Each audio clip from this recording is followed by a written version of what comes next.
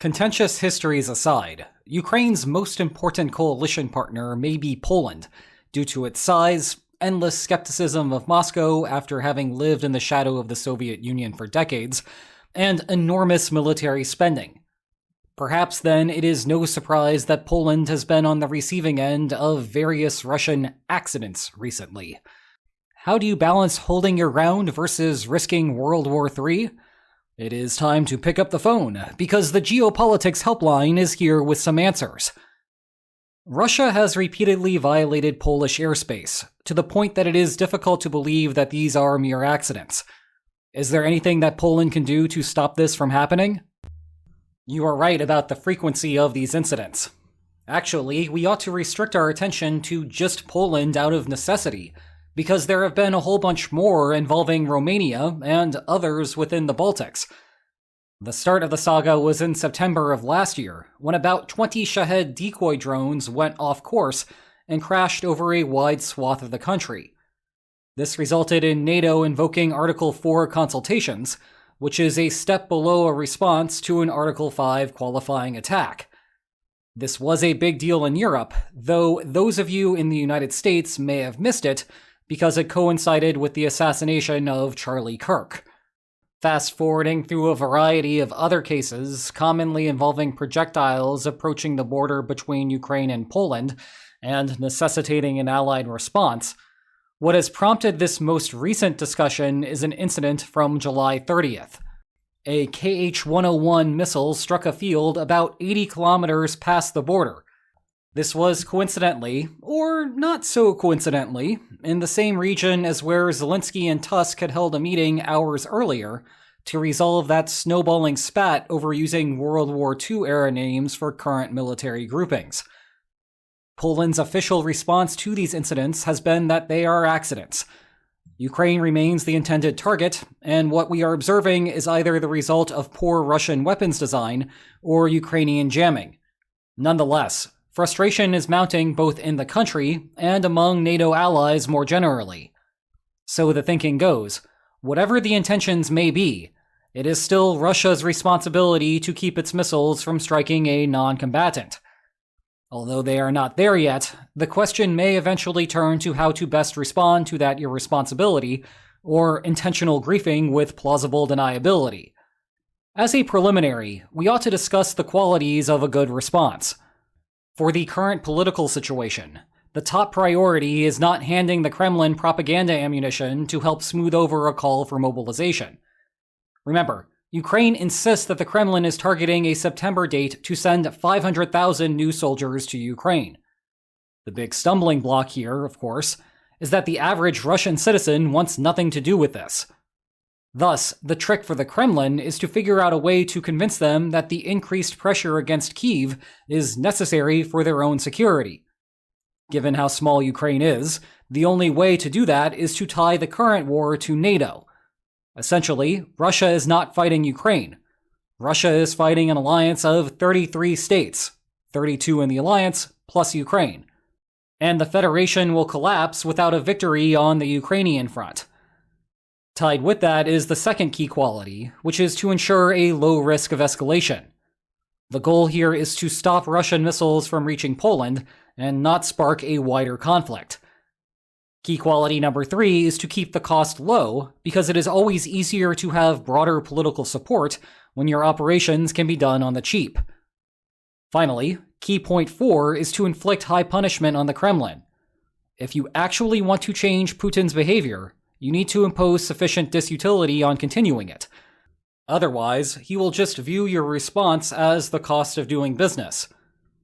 Putting these 4 points together, I realize that what I am suggesting is an unreasonable dream scenario.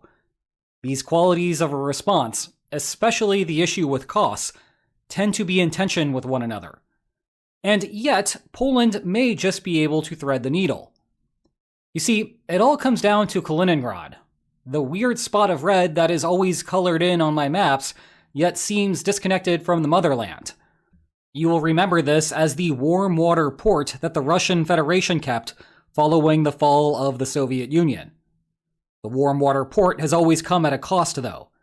It is geographically isolated, requiring Russia to have the blessing of Lithuania and Belarus to reach it via land.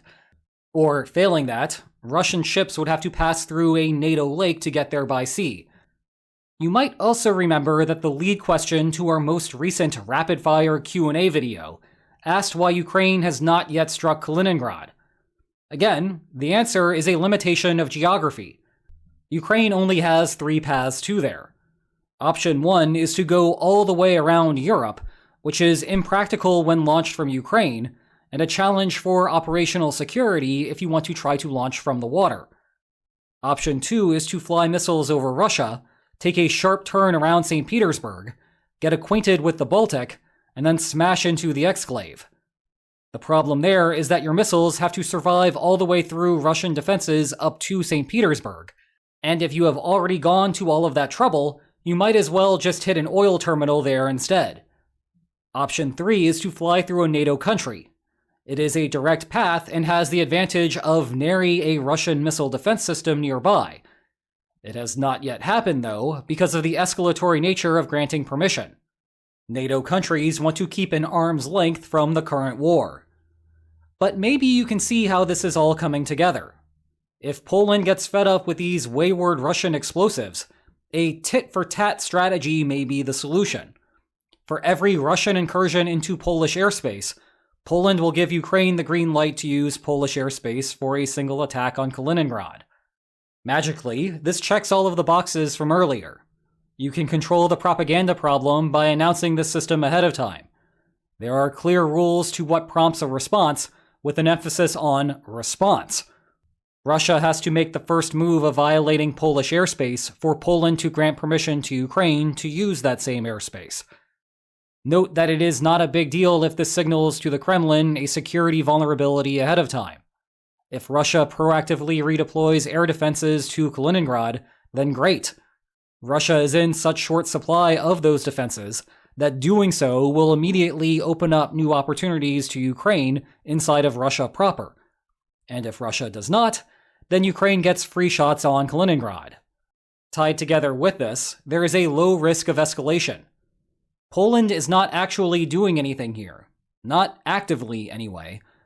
A direct Russian activity leads to passive Polish permission for Ukraine to take the countermeasure. An aggressive Russian response to Poland only greenlights further Ukrainian attacks on Kaliningrad.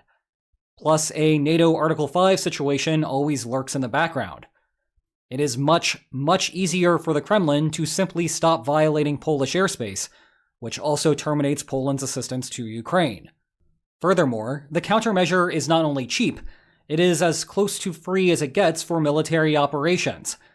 They just need to coordinate with Ukraine on the timing of the attack, so there are no problems with other aircraft in Poland's airspace.